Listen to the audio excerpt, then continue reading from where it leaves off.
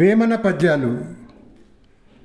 మనిషిని పిచ్చి పిచ్చి పనులను చేయించే మనస్సును అదుపులో పెట్టుకోవాలంటే మనోనిగ్రహము ఉండాలి.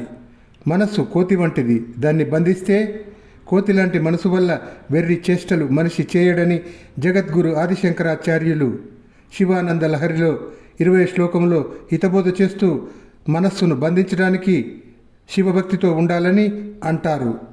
వేమన కూడా ఇంటిలోన కోతి ఇరవు కానంగలేక తిరుగను బోగుతారు తీరక ఉండ్రు కోతిన్ ఒకంట నిలిపి కుదురు ఉండలేరయా విశ్వదాభిరామ వినురవేమ అను పద్యములో మనసు కోతి వంటిది, మనస్సును బంధించిన వాడే మహాత్ముడు కాబట్టి ఆ మనసు పవిత్రంగా ఉంచుకోవాలని హితబోధ చేస్తారు.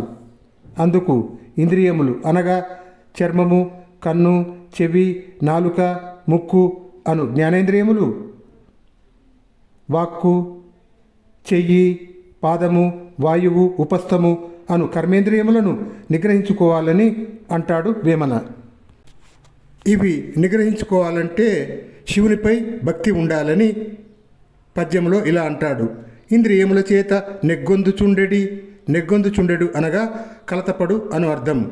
ఇంద్రియముల చేత నెగ్గొందుచుండెడి వెర్రి మనుజుడు ఏల వెదకు శివుణ్ణి ఇంద్రియములను రోసి ఈశుణ్ణి చూడరా విశ్వదాభిరామ వినురవేమ అని ఇంద్రియాలను జయించడానికి శివభక్తి ప్రధానమని వేమన భావము.